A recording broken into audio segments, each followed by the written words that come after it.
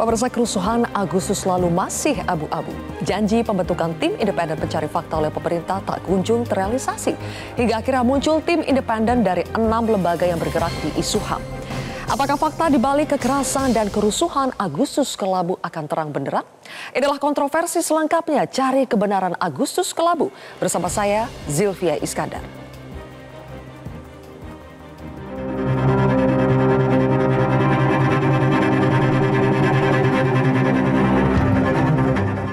Jalan Penjernihan Penjompongan Jakarta Pusat ini tanggal 28 Agustus 2025 pukul 19.25 waktu Indonesia Barat sejarah kelam tercatat. Saat itu masa aksi mengepung gedung DPR RI sejak siang hari. Ketika malam menjelang, aparat memukul mundur kerumunan ke arah Bendungan Hilir dan Penjompongan. Kericuhan pun tidak terhindarkan. Di tengah kepanikan, seorang pengemudi ojek online bernama Afan Kurniawan yang sedang mengantar pesanan terjatuh ketika melintas di jalan. Seketika, kendaraan taktis atau rantis Brimob melaju, menabraknya lalu melindas tubuh Afan. Afan dibawa ke rumah sakit, namun nyawanya tidak terselamatkan. Kematian Afan memantik gelombang amarah meluas ke berbagai kota dan meledak menjadi Agustus Kelabu 2025. Apakah itu kelalaian atau bagian dari pola kekerasan yang lebih besar? 7 personil Brimob di dalam rantis yang melindas Afan Kurniawan telah dijatuhi sanksi etik. Kompol Kosmas Kajugai selaku pemegang komando tertinggi rantis tersebut diberikan sanksi pemberhentian tidak dengan hormat. Sementara Bribka Rohmat yang merupakan pemegang kemudi rantis dijatuhi sanksi demosi selama 7 tahun. Keduanya juga diproses secara pidana.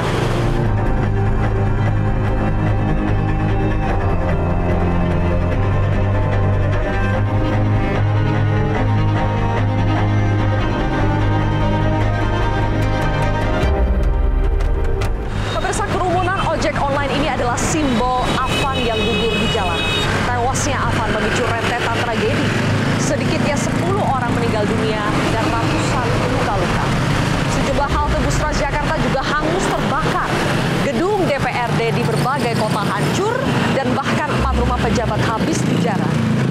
Di balik kerusakan itu, publik bertanya, mengapa rumah pejabat bisa dijarah bahkan sampai lebih dari sekali dalam sehari?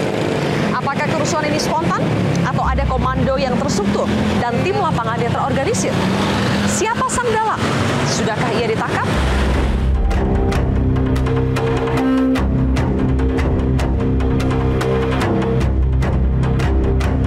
Presiden Prabowo Subianto telah menanggapi desakan pembentukan tim investigasi independen Agustus Kelabu. Presiden menyebut gagasan itu baik dan patut dipertimbangkan, tapi juga mengingatkan agar tragedi ini tidak ditunggangi kepentingan politik. Dari kabinetnya, Menteri Koordinator Bidang Hukum, HAM, Imigrasi, dan Pemasyarakatan Yusril Izzah Mahendra menghargai inisiatif dari 6 lembaga negara yang membentuk tim independen pencari fakta dugaan kekerasan yang terjadi dalam gelombang demonstrasi akhir Agustus lalu. Namun Yusril menegaskan tim independen bentukan Komnas HAM dan kawan-kawan tersebut berbeda dengan usulan pembentukan tim gabungan pencari fakta atau TGPF yang diusulkan oleh Gerakan Nurani Bangsa saat bertemu dengan Presiden Prabowo Subianto di Istana. Pembentukan TGPF harus melalui keputusan Presiden atau Kepres. Publik menunggu langkah konkret Presiden untuk membentuk tim independen yang akan membongkar fakta dugaan kekerasan aparat sekaligus membongkar siapa dalang yang hendak melakukan makar dan terorisme. Sampai kapan kebenaran tragedi Agustus Kelabu hanya tergantung di balik pagar istana tanpa jawaban tuntas? Pertaruhan kali ini bukan sekedar soal hukum, ini soal kepercayaan rakyat terhadap negara. Kontroversi akan mengulasnya lebih dalam lagi bersama dengan sejumlah narasumber di studio Metro TV.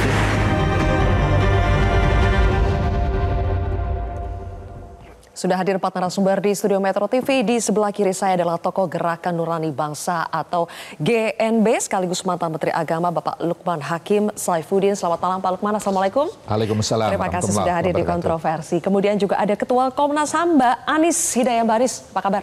Baik ya, terima kasih sudah hadir. Kemudian juga ada Wakil Ketua Komisi 13, komisi yang membidangi HAM, salah satunya dari fraksi Gerindra ada Pak Sugiat Santoso. Pak Sugiat, selamat malam. Selamat malam. Kemudian kita juga kedatangan ada peneliti terorisme, Mbak Ulta Levenia Nababan. Mbak Ulta, selamat malam. Selamat malam. Terima kasih sudah hadir semuanya di kontroversi malam hari ini. Saya ingin memulai dengan memutarkan ada respons terbaru dari pemerintah soal apakah jadi dibentuk TGPF atau tidak untuk menyelidiki kerusuhan yang terjadi pada bulan Agustus lalu. Kita simak bersama.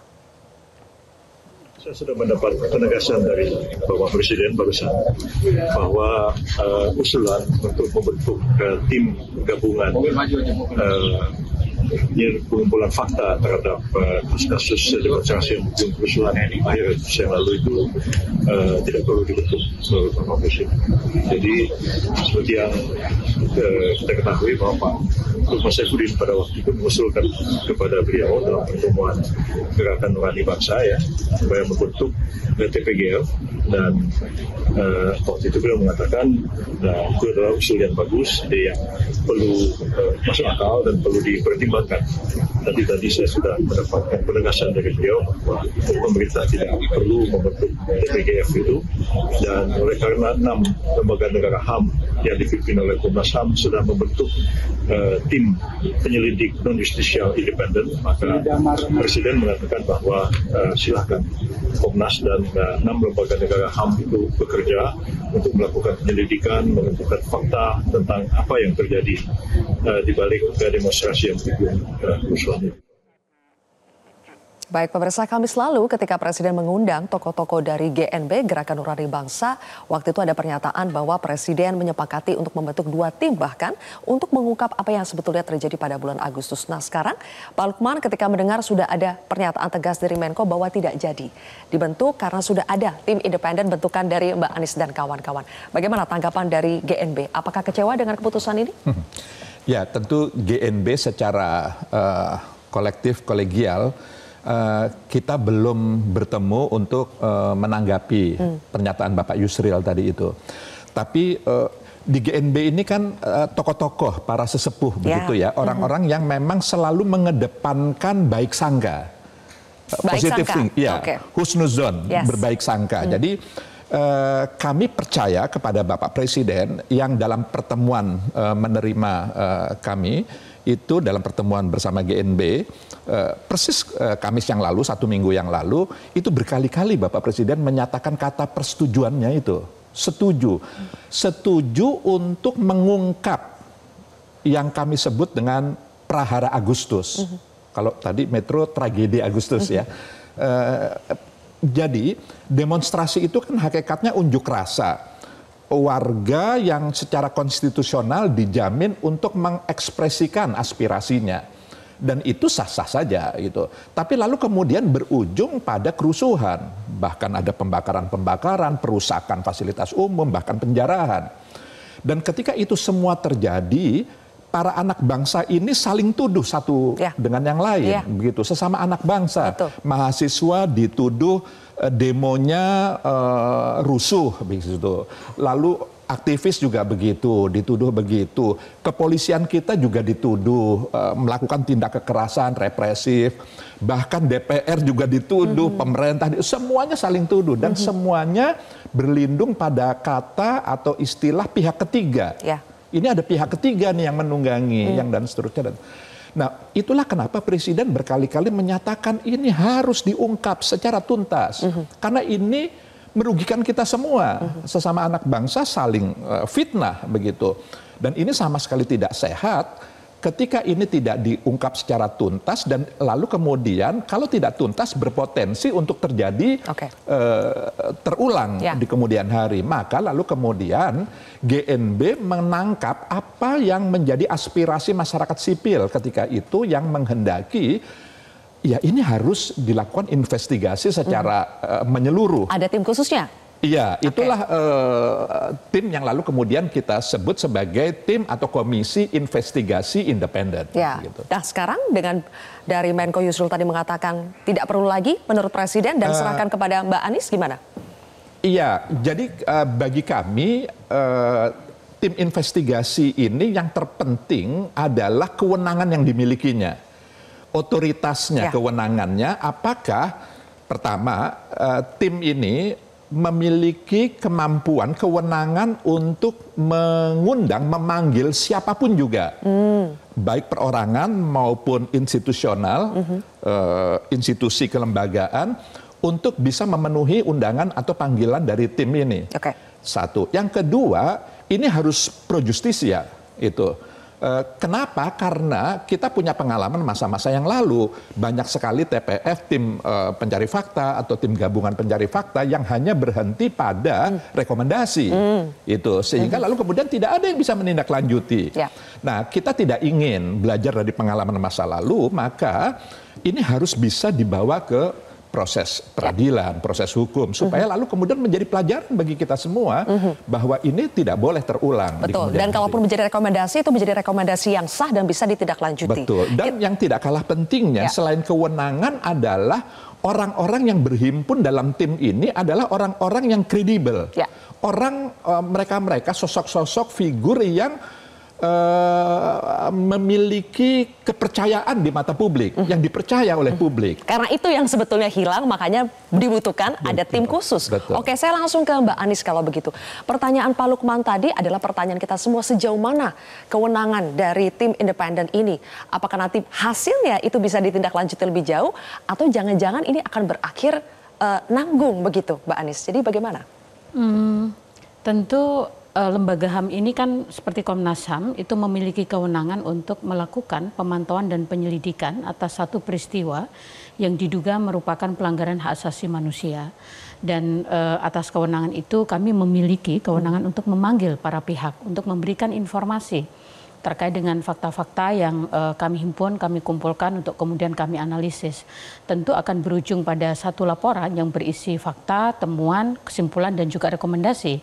Nah, bagaimana kemudian rekomendasi ini nantinya akan ditindaklanjuti, ya kita akan dorong bersama, karena ujung dari pekerjaan ini kan memang rekomendasi, ya, tetapi bahwa juga sangat penting fakta-fakta yang nantinya akan kami ungkap terkait dengan peristiwa aksi unjuk rasa dan juga kerusuhan yang tadi sudah disampaikan oleh Pak Lukman, itu mesti kami melihat dengan jeli, baik peristiwanya, dampaknya terhadap manusianya gitu ya, dugaan-dugaan pelanggaran HAM, mereka yang ditangkap, mereka dugaan sewenang-wenang yang mengalami luka, ada yang meninggal, dan selain itu juga tadi kerusakan fasilitas publik gitu ya, yang itu juga memiliki dampak yang akan luas gitu. Ada banyak yang harus diselidiki ya. Betul. Apakah caranya bisa dengan memanggil siapapun yang dikehendaki, termasuk dari institusi TNI, Polri misalnya, atau bahkan DPR? Iya, kami punya kewenangan itu untuk memanggil, mendatangkan agar para pihak memberikan informasi terkait yang kami butuhkan. Sudah dimulai itu, Mbak Anies? Sudah mulai dipanggili? Sedang dalam kami siapkan untuk prosesnya. Oke, nanti kita akan gali lebih jauh ya. Cara kerja dari tim ini tuh seperti apa dan akan menghasilkan kesimpulan yang seperti apa. Tapi sebelum itu saya pindah dulu ke Pak Sugiat. Pak Sugiat, apakah hasil temuan dari tim independen pencari fakta akan diakui oleh negara dan benar-benar bisa ditindaklanjuti? Ya, yang pertama harus kita dudukkan lebih dahulu bahwa tim gabungan pencari fakta yang diinisiasi oleh lembaga nasional ini juga bisa menjadi salah satu representasi negara terkait itu. Karena 6 lembaga nasional ini sesungguhnya bentukan negara, Mbak, kan, bahwa mereka bekerja secara independen, tapi dalam konteks kewenangannya itu bagian dari bentukan negara. Misalnya lembaganya dibentuk oleh negara. Oleh negara. Tapi tim ini inisiatif ya, Mbak. 6 lembaga ini yang membentuk tim independen itu inisiatif 6 lembaga ini. Betul, inisiatif. Ya karena memang lembaga ini dibentuk oleh negara, ya fungsinya untuk itu, Mbak. Bagaimana misalnya Komnas HAM fungsinya untuk mengadvokasi pelanggaran HAM. Misalnya LPSK fungsinya bagaimana memberi perlindungan saksi dan korban terkait dengan tindak pidana kejahatan. Bagaimana fungsi ombudsman dan lain sebagainya. Memang fungsinya untuk itu, nggak usah. Jadi nggak perlu ada tim khusus lagi maksudnya? Ya, TGPF khusus lagi nggak ada? Undang-undang 6 lembaga nasional ini memiliki fungsi yang memang seperti itu. Memang undang-undang lah yang memerintahkan mereka. Jadi maksudnya keputusan presiden sudah tepat untuk tidak membentuk TGPF lagi? Ya tidak perlu, nanti tumpang tindih malah. Nah, dalam konteks ini kalau kita menganalisis atau mencermati apa yang disampaikan oleh Pak Presiden terkait dengan peristiwa Agustus kemarin, kita harus pisahkan. Karena Pak Presiden kan memisahkan itu. Ada gerakan civil society, gerakan mahasiswa yang menuntut itu berdasarkan aspirasi rakyat. Pak aspirasi Prabowo, murni katanya. aspirasi murni. Pak Prabowo menjamin terkait dengan gerakan tersebut. Bukan hanya menjamin, memberi atensi, mencatat, bahkan katakanlah akan memberikan solusi terhadap apa yang disampaikan oleh gerakan civil society atau gerakan mahasiswa. Itu dijamin berdasarkan undang-undang pun dijamin. Pak Prabowo menggaransi itu. Yang kedua, ada peristiwa kerusuhan yang itu ya kami meyakini bahwa itu tidak mungkin bagian dari desain gerakan civil society atau gerakan mahasiswa. Ada gerakan kerusuhan yang itu terjadi di mana-mana sporadis. Sikap presiden itu sangat tegas, memerintahkan kepada aparat hukum, kepolisian untuk mengusut itu. Saya pikir nanti juga akan dikuatkan oleh gerakan tim gabungan pencari fakta ini. Saya pikir ya sinergi saja, berkolaborasi untuk menemukan apa yang sesungguhnya terjadi dan kebenaran keadilan yang bagaimana yang harus kita tegakkan dari persoalan ini. Masalahnya yang mana yang akan kita prioritaskan? Nanti kan dari timnya Mbak Anies bergerak, dari kepolisian juga bergerak. Sementara trustnya masyarakat itu sekarang sedang menurun kepada aparat penegak hukum kita, Pak. Oh ya, makanya kita tidak boleh mendikotomi antara tugas yang akan dilaksanakan oleh tim gabungan pencari fakta dengan apa yang dilakukan oleh kepolisian. Saya masih berbaik sangka, Mbak. Kita jangan berburuk sangka dulu bahwa mereka akan berhadapan-hadapan. Tidak. Saya yakin dan percaya political will dari institusi kepolisian menyikapi persoalan kemarin, TNI menyikapi persoalan kemarin, apalagi sudah diperintahkan oleh Bapak Prabowo Subianto sebagai presiden. Saya pikir political will-nya akan menuntaskan persoalan ini. Apalagi jika nanti dikolaborasikan dengan tim gabungan pencari fakta yang diinisiasi oleh lembaga nasional tadi. Oke, baik Pak Sugiat. Pak Ulta, saya ke Anda. Sebelumnya Presiden kita sudah dengar bersama menyebutkan bahwa ada upaya makar dan juga terorisme dalam aksi bulan Agustus yang lalu. Terbukti atau tidak kita belum tahu, tapi yang jelas ada 10 nyawa yang melayang. Nah, pertanyaan saya adalah apakah memang menurut Mbak Ulta itu urgent untuk membentuk tim khusus, apakah itu TGPF atau tim independen namanya, untuk bisa mengungkap semua ini dengan jelas? Tapi dijawab nanti Mbak Ulta. Kita akan jeda terlebih dahulu pemirsa, usai sesaat lagi.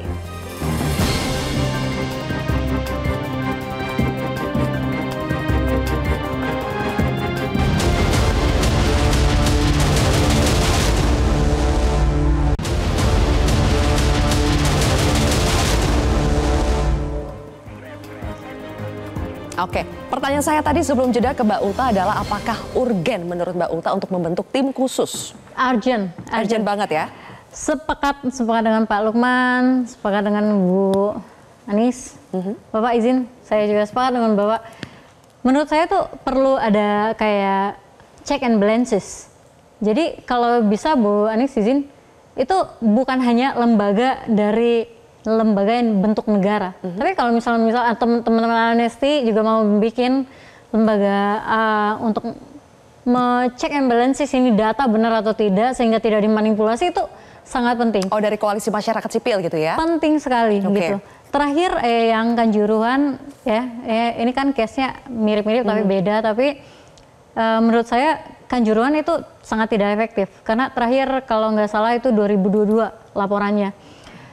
Saya pengen dunia itu menyaksikan karena di dalam dunia multipolar sekarang pasti presiden kita ini sangat diperhatikan oleh negara-negara yang lain gitu. Saya sangat ingin sekali presiden ini yang selalu dicap sebagai pelanggar HAM, yang dipolitisasi, dikemas sekian tahun ya. Saya ingin membuktikan bahwa beliau tidak pernah melanggar HAM dan sekarang beliau menjabat pun masih membela hal-hal yang berkaitan dengan HAM itu. Jadi ini kita punya lembaga bentukan negara, punya tim independen, negara sendiri juga harus punya tim independen, dan di luar sana juga bisa membentuk tim independen. Yang penting adalah begini, baik TNI, Polri ini kan dua institusi dan dua struktur yang vital bagi kita untuk menyediakan fakta, itu harus memperlihatkan positivismenya. Kalau positivisme tuh kalau misal di studi tuh benar-benar kayak realnya tuh seperti ini. Nah, tapi kalau misalnya realnya itu keluar dan teman-teman seperti influencer, media sana yang tidak setuju, lakukan banding, tesa, antitesa, sintesa, lakukan itu dengan secara hukum juga gitu loh. Jadi menjawab pertanyaan Mbak Sylvia tadi penting. Oke, saling melengkapi saja ya. Saling melengkapi. Saling melengkapi. Oke. Saya ingin spesifik ketika Mbak Ulta di beberapa podcast yang saya simak itu bercerita ada satu, ini sebetulnya kejadiannya sudah beberapa tahun ketika zamannya Pak Jokowi ya. Mbak Ulta menceritakan ada menteri kita di zamannya Pak Jokowi yang bertemu dengan deputi CIA, kemudian deputi CIA ini adalah Badan Intelijen Amerika Serikat, mengatakan justru berterima kasih bahwa Indonesia tidak jadi bergabung dengan BRICS pada saat itu. Nah, saya ingin tanya, apa sebetulnya relevansi cerita itu dengan kerusuhan yang terjadi pada bulan Agustus 2025 ini? Apakah ada relevansinya, Mbak Ulta? Ya, ini pertanyaan bagus kan. Untungnya pertanyaan itu bukan siapa menterinya, karena pasti udah dijawab. Karena saya akan jawab pasti. Oh, pasti nanti kita tanya setelah. saya pasti jawab karena saya tahu Bapak itu pasti akan terganggu. Jadi sepengetahuan saya sudah sampaikan di bahkan podcast sebelumnya. Cuman ada dua jenis kepemimpinan di Indonesia itu. Negara very-very kita panggilnya. Negara yang selalu didikte gitu. Apakah pemimpin suatu negara itu akan berkompromi dengan asing dan persenan kepentingan asing dan kepentingan nasional itu bisa dinegosiasikan, atau pimpinan itu presiden, artinya presiden itu akan teguh dengan kepentingan nasional gitu. Nah, pemimpin itu paling sering itu bernegosiasi dengan asing karena mereka tuh selalu soft landing. Ini bukan saya yang ngomong, itu teori yang saya pelajari selama saya kuliah. Jadi ketika saya melihat Pak Prabowo, saya sudah yakin ini pasti akan selalu diganggu. Diganggunya itu bisa langsung atau tidak langsung, dan kebetulan saya mempelajari langsung dan tidak langsung juga kepada CIA dan Mossad. Jadi lumayan banyak saya tahu bagaimana operasinya. Ketika Mbak Sylvie tadi tanya, apa tadi Mbak? Apakah relevansinya apa cerita relevansinya itu? Adakah relevansinya dengan kerusuhan kenapa sekarang? Pak Prabowo memutuskan untuk masuk BRICS? Jadi BRICS itu kan BRICS itu prosesnya banyak ya, panjang ya. Pas zaman Pak Jokowi itu sebenarnya sudah ada proses itu, tapi BRICS itu pengen letter of, kalau misal di kuliah kita panggilnya itu LOA. Jadi letter of intent gitu, tertulis. Pak Jokowi waktu itu tidak mau. Karena dengan letter itu aja sebelah sana pasti udah meradang. Tapi Pak Prabowo setelah beliau dilantik menjadi presiden, berapa bulan kemudian langsung tidak ada yang namanya letter-letter itu, dia langsung menyatakan masuk ke dalam BRICS. Langsung saja bergabung dalam BRICS, dan langsung. Itu mengganggu pihak tertentu. Sudah pasti. BRICS itu membuka pintu kepada kita banyak ekonomi, militer, pendidikan. Jadi ini pihak yang berseberangan dengan BRICS pastinya. Yang paling sensitif adalah militer pastinya. Jadi Anda melihat itu ada korelasinya tuh? Oh, sangat ada. Mereka yang terganggu dengan kita masuk BRICS, dengan kerusuhan yang terjadi. Aku tidak pernah berani ngomong kalau tidak ada datanya. Kita sudah ada. Jadi menteri yang ngomong siapa, Mbak Ulta? Mau dijawab atau tidak itu? Nanti ya dibalik. Oke, baik kalau begitu. Nah, Mbak Anies, dari informasi analisa yang disampaikan oleh Mbak Ulta ini, bagaimana informasi semacam ini apakah bisa juga dimasukkan ke dalam apa yang sedang Mbak Anies kerjakan bersama dengan kawan-kawan? Apakah ini juga akan sampai menyerempet ke sana? Karena dugaan bahwa ada pihak asing, pihak ketiga itu kan selalu ada. Apakah juga akan menyentuh ke ranah itu, Mbak? Fokus kami itu kan untuk mengumpulkan fakta-fakta terkait dua peristiwa ya. Satu terkait dengan peristiwa aksi unjuk rasa, di mana itu merupakan hak asasi manusia. Yang kedua kerusuhan gitu. Nah, informasi seperti apa yang kami butuhkan? Tadi saya sudah singgung sedikit gitu ya. Apakah ada dugaan pelanggaran HAM dalam bentuk apa? Apakah ada penyalahgunaan kesewenang-wenangan, atau apakah ada yang luka, apakah ada yang meninggal? Ada yang meninggal pasti gitu ya, tapi meninggal karena apa dan lain-lain gitu. Kalau soal bagaimana yang disampaikan Mbak Ulta tadi belum sejauh itu saya kira, tetapi bahwa akan sejauh itu tidak? Ya belum tahu karena kami ini kan baru bekerja selama 1 minggu gitu ya. Yang kami kumpulkan adalah fakta-fakta terkait dengan apa yang terjadi terhadap masyarakat yang terdampak dari aksi dan kekerasan kemarin gitu ya, dan kerusuhan kemarin gitu. Jadi kalau sampai sejauh itu tentu kami belum tahu, tetapi bahwa tentu kami nanti akan melihat pola ya, karena aksi unjuk rasa dengan kerusuhan itu kan berbeda sama sekali gitu. Nah, siapa nanti yang terduga terlibat, apakah state actor atau non state actor gitu ya? Ya nanti kami akan selidiki gitu melalui tim ini. Oke, fokusnya terhadap dugaan pelanggaran HAM itu ya. Betul. Oke, Pak Sugiat, tapi menurut Pak Sugiat penting tidak untuk kita sampai mengetahui siapa dalang yang disebut Presiden ingin melakukan upaya makar dan terorisme?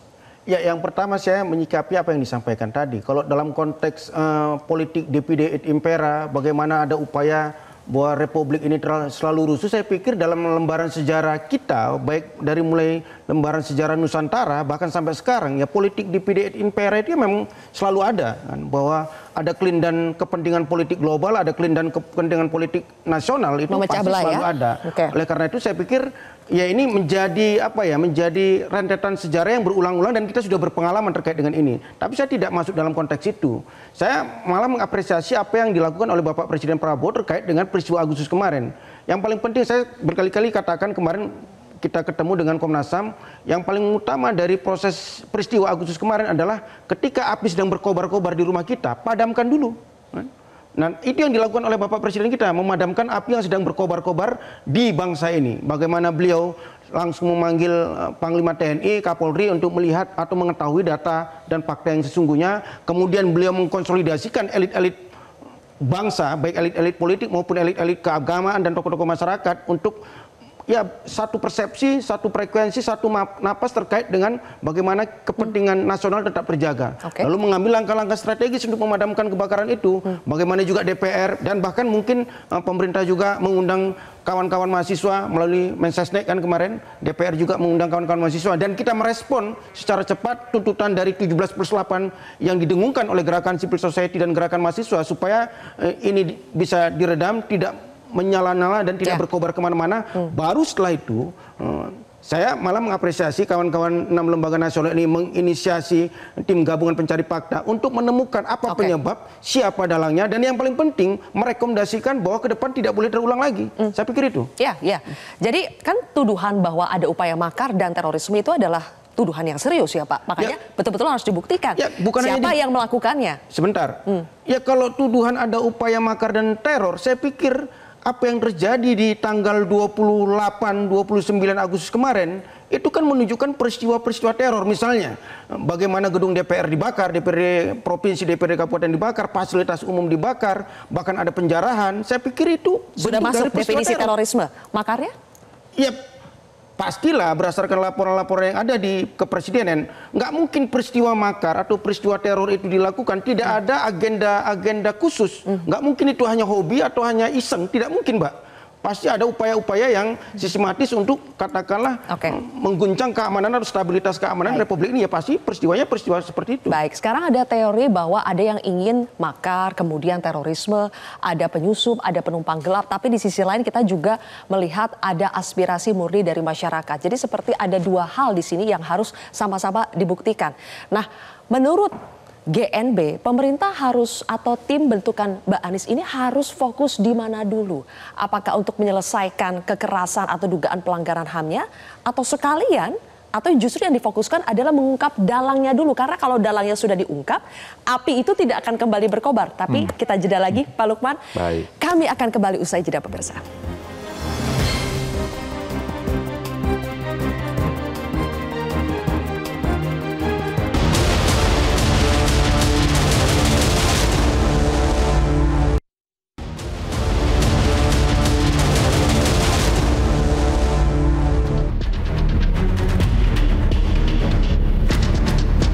Saya sudah perintahkan agar insiden tadi malam diusut secara tuntas dan transparan, serta petugas-petugas yang terlibat harus bertanggung jawab.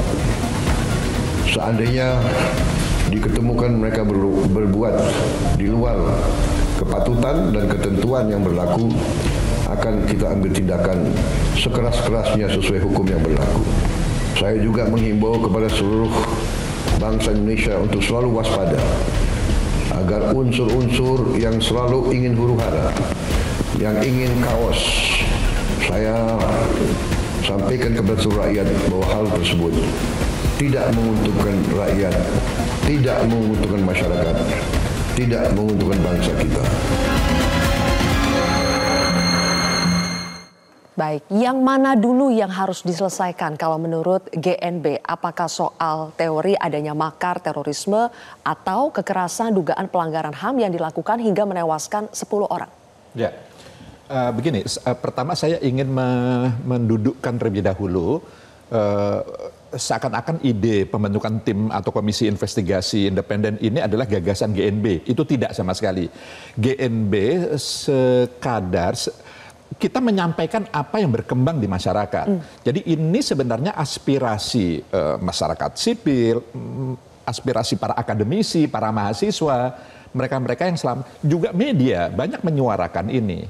Jadi perlu pengungkapan investigasi yang komprehensif, yang menyeluruh. Nah, karena kenapa? Begini, satu fakta, satu kejadian itu bisa diinterpretasi macam-macam. Analisis itu bisa macam-macam, sampai analisis sampai orang negara yang lain, dunia internasional, itu serba mungkin saja gitu. Tapi kan fakta itu kan sangat tergantung dari konteksnya. Konteks itu situasi kondisi yang melingkupi, yang melatar belakangi. Gitu. Jadi itu juga perlu diungkap, perlu digali juga. Jadi tidak hanya sekedar mencari fakta, tapi juga mendalami kenapa fakta itu muncul, apa latar belakangnya, apa faktor penyebabnya, dan lalu kemudian apa motifnya, apa kepentingannya, dan seterusnya dan seterusnya. Jadi misalnya adanya ya anggapan atau dugaan ini teror nih, terorisme, ini makar nih, itu kan harus dibuktikan. Kan faktanya ada enggak? Kalau faktanya memang mengarah ke sana, ya harus dinyatakan bahwa ini tindakan terorisme, ini tindakan makar. Tapi kalau tidak ada faktanya, kan nggak boleh. Ya. Karena ini nanti yang akan terkena, semua orang yang akan unjuk rasa akan lalu kemudian bisa dicap sebagai tindakan makar. Ini kan juga nggak sehat untuk negara demokrasi seperti kita. Jadi adanya investigasi ini kepentingan semua kita, seluruh anak bangsa, negara dan bangsa ini berkepentingan untuk itu. Nah, tinggal siapa yang melakukan, kan begitu. Nah, kami lagi-lagi GNB itu menyerap aspirasi yang berkembang di masyarakat. Mereka berdasarkan pengalaman yang lalu-lalu, mereka belajar dari pengalaman bahwa tim ini jangan hanya sampai pada rekomendasi saja. Itu poinnya. Ya. Sehingga yang menjadi concern kita adalah kewenangan. Karena pengalaman TPF, TGPF itu kan banyak kejadian. Pihak-pihak yang dimintai keterangan nggak hadir. Dan ketika dia nggak datang, nggak ada upaya paksa misalnya.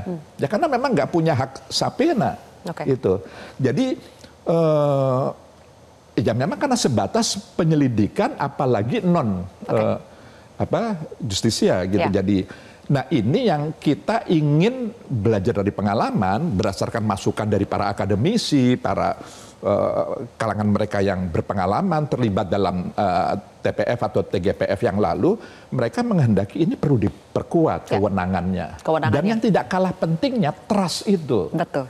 Jadi ini kan kenapa ada demo-demo? Karena mahasiswa kita, anak-anak kita, tentu sebagian, tidak semuanya ya, mereka sudah tidak lagi memiliki kepercayaan kepada institusi-institusi yang memang semestinya punya kewenangan resmi untuk melakukan itu. Dan sebetulnya punya semua perangkat untuk melakukan itu, untuk membongkarnya ya Pak. Jadi ini juga mohon bisa difahami konteksnya. Itulah kenapa kami di GNB memadukan. Jangan hanya masyarakat sipil saja, jangan hanya aparatus penegak hukum saja yang institusional, yang resmi, tapi gabungkan ini. Sehingga lalu kemudian ketika melakukan proses atau tahapan penyidikan, ya Polri, bapak-bapak polisi yang memang punya kewenangan menyidik itu yang melakukan tindakan itu. Jangan masyarakat sipil. Masyarakat sipil nggak punya kewenangan untuk menyidik. Begitu. Tapi kan katanya Mbak Anies bilang sudah berencana nih untuk bisa memanggil, untuk mengajak, nggak memanggil lah ya istilahnya. Mengundang.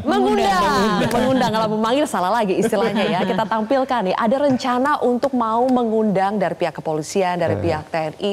Apa yang mau digali dari mereka Mbak Anies? Tentu kepolisian ini kan memiliki kewenangan untuk melakukan tugas fungsinya, terutama pengamanan ya, penegakan hukum, sehingga tentu informasi terkait itu kami butuhkan untuk melihat lebih jauh apakah dalam pengamanan selama aksi demonstrasi maupun kerusuhan kemarin ada dugaan excessive use of force gitu ya, atau penggunaan kekuatan berlebih gitu ya, atau abuse of power, kesewenang-wenangan yang terjadi. Kemudian juga terkait dengan penegakan hukum, apakah ada prosedur yang sudah tepat atau tidak ketika sudah ditetapkan sebagai tersangka, apakah ada akses atas bantuan hukum, apakah ada dugaan penyiksaan selama proses penegakan hukum itu dilakukan gitu. Ini sangat penting karena kami kan sudah menjangkau ke beberapa wilayah ya, 19 kabupaten kota, 13 provinsi. Kami temui mereka yang ditangkap kemudian ditahan, itu kan sebagian memang ada yang luka-luka. Nah, ini kan mesti kami lihat lebih jauh siapa pelakunya kan gitu. Nah, informasi dari kepolisian secara resmi sebagai pihak yang memiliki kewenangan tentu sangat kami butuhkan gitu. Dari misalnya 5.000 sekian yang ditangkap, 4.800 sudah dipulangkan, tetapi kan ada yang kemudian ditetapkan sebagai tersangka gitu. Jadi informasi formal atau resmi itu kami butuhkan, termasuk dari TNI bagaimana peran kemarin yang dilakukan selama aksi dan kerusuhan itu terjadi. Gitu. Oke, sudah membuat undangannya atau bagaimana? Mbak Anies sudah mulai? Mbak Sylvia mau membantu mengundang? Boleh, kalau membantu mengundang mah gampang. Tapi diterima atau tidak undangannya itu kita belum tahu. Oke, nanti kita bahas lagi. Mbak Ulta. Mbak Ulta saya dengar juga waktu itu mengaitkan dengan akhirnya kan setelah kejadian di bulan Agustus, kita tahu beberapa hari setelah itu Pak Presiden tetap berangkat ke Beijing. Kemudian kita lihat fotonya Presiden kita berdiri sejajar dengan ada Presiden Xi Jinping, Presiden Putin, sampai Kim Jong-un. Nah, pertanyaan saya, apakah itu foto itu dan kepergian Pak Presiden kita bersama dengan para petinggi BRICS itu membuat banyak orang atau negara tertentu tidak nyaman? Dan lagi-lagi itu ada kaitannya dengan kerusuhan bulan lalu. Ya, terima kasih Mbak pertanyaannya dan jawabannya udah pasti. Karena agak susah ya membuat saya keluar dari perspektif yang sudah saya pelajari selama ini. Jadi menurut saya kepergian Pak Prabowo ke Cina itu kan juga short time ya, kayak cuma berapa jam gitu. Bagi saya itu hanyalah sebuah simbol bahwa melihatkan kepada negara adikdaya yang lain karena kita dalam dunia multipolar. Karena penjelasan Bapak dan Bu Anies tadi kan inward looking kan, bagaimana ini satu institusi bisa melakukan pekerjaan yang sangat efisien terhadap beberapa fakta gitu kan. Tapi kalau bagi saya itu agak susah menghindari dari kepentingan dunia luar. Mungkin itu bisa disebut sebagai subjektif karena studi saya selalu berhubungan dengan itu. Ketika saya melihat Pak Prabowo akhirnya pergi ke Cina, itu sama dengan saya ketika melihat Iran akhirnya diserang oleh Israel.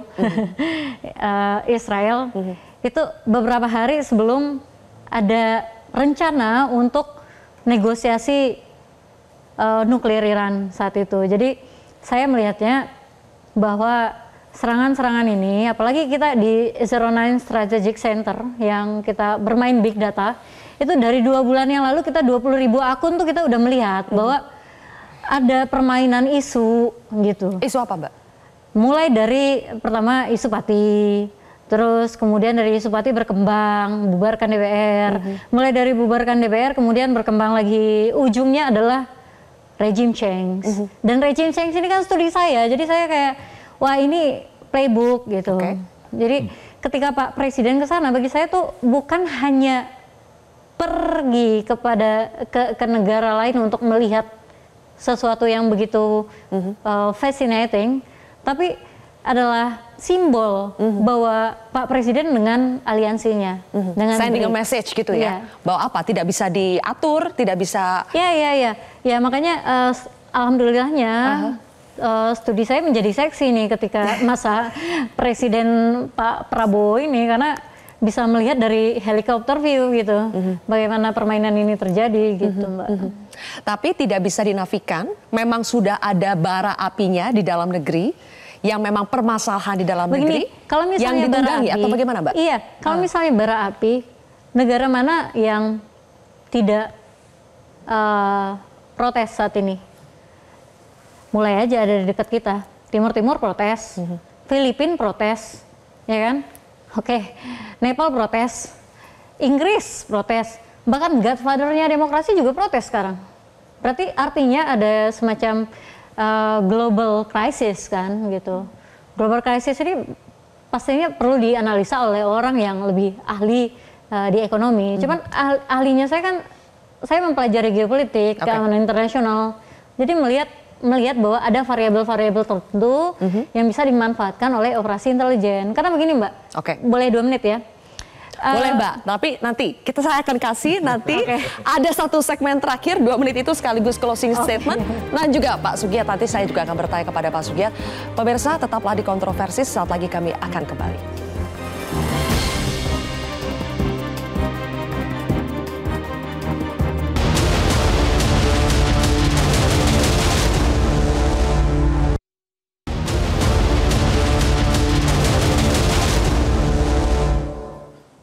Baik, kita tiba di segmen terakhir, pemirsa. Pak Sugiat, tadi Anda mengatakan masing-masing tidak apa-apa, jalan saja. Kalau kepolisian mau membentuk, dari teman-teman yang di lembaga HAM mau membentuk, silakan saling melengkapi satu sama lain. Tapi pertanyaan saya, Pak, sebetulnya kan negara itu punya semua perangkat untuk bisa membuktikan dengan mudahnya, mau nunjuk siapa itu gampang dibuktikan.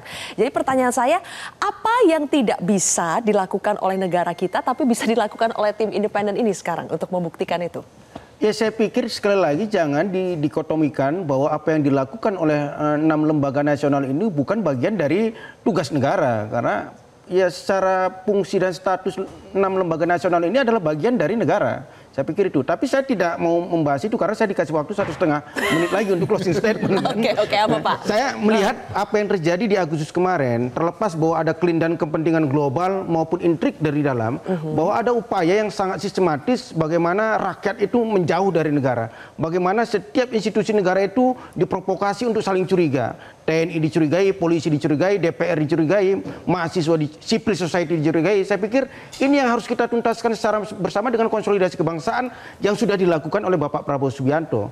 Saya pikir terlepas nanti apa temuan tim gabungan pencari fakta terkait dengan fakta-fakta yang terjadi dan siapa dalangnya dan bahkan mungkin penegakan hukumnya, tapi yang paling penting adalah rekomendasi ujungnya adalah bagaimana peristiwa ini tidak terulang lagi. Bagaimana konsolidasi kebangsaan itu bisa menuntaskan semua persoalan-persoalan yang terjadi kemarin sehingga kita tidak saling curiga lagi, tapi kita bersatu untuk katakanlah, apalagi Pak Prabowo seperti yang dikatakan tadi, banyak sekali agenda-agenda Pak Prabowo itu yang saya pikir kalau itu dituntaskan, ini sebagian besar kan ini kan bara api dari yang menyala-menyala ini kan mungkin persoalan kesenjangan, persoalan ketidakpuasan, persoalan ekonomi yang semakin sulit. Saya pikir kita fokus di situ nanti.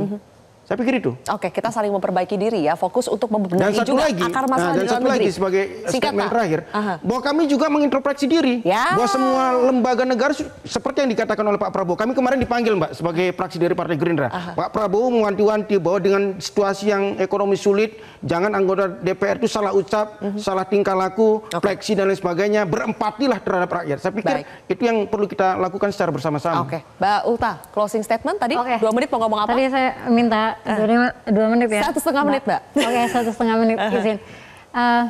Jadi kalau misalnya saya melihat kan, kalau saya melihatnya dari global politics. Tadi Bapak udah menjelaskan dari national politics.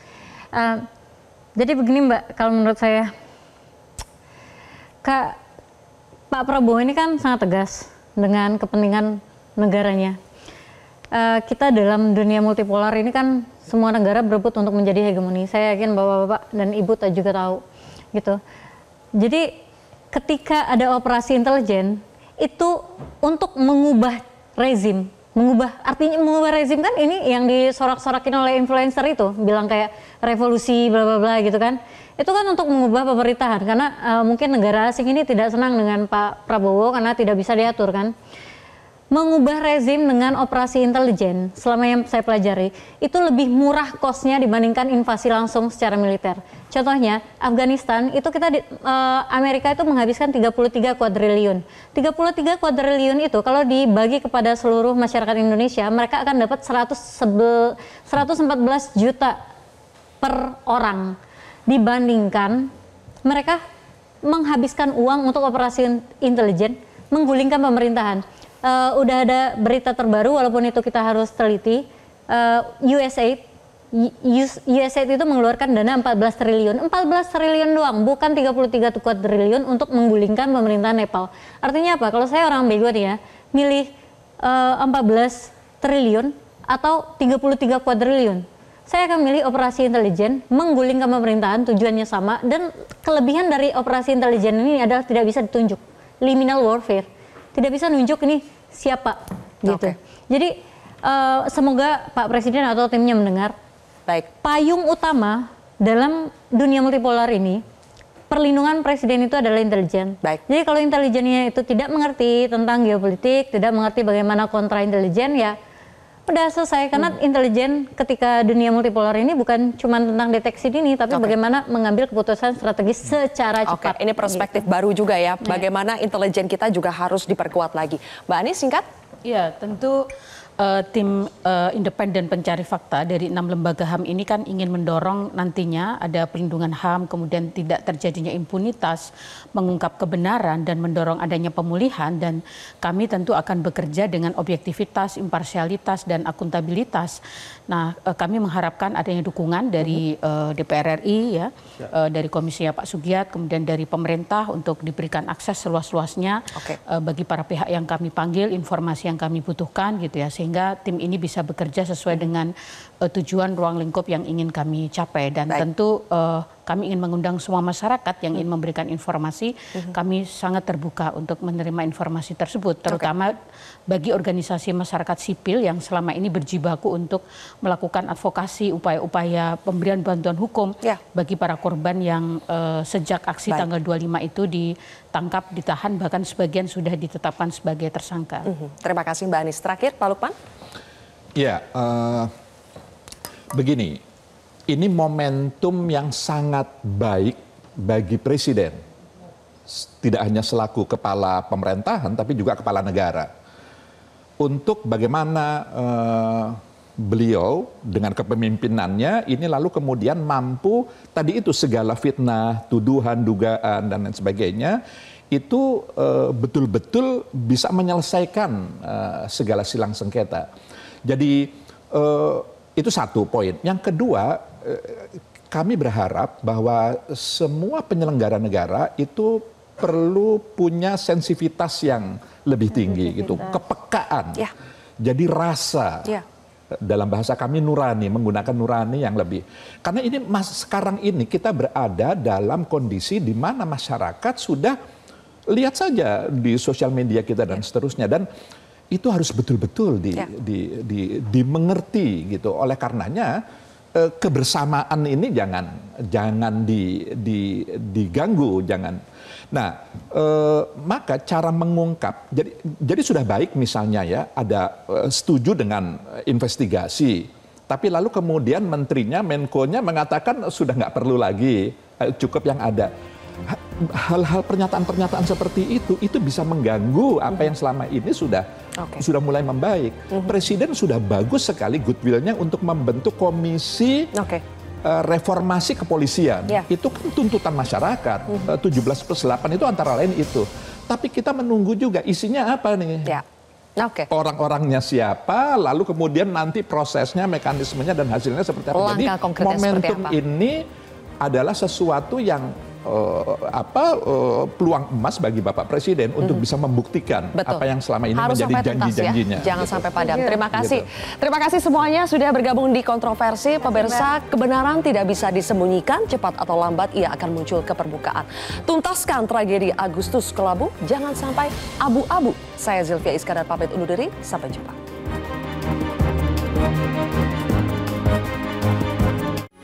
Metro TV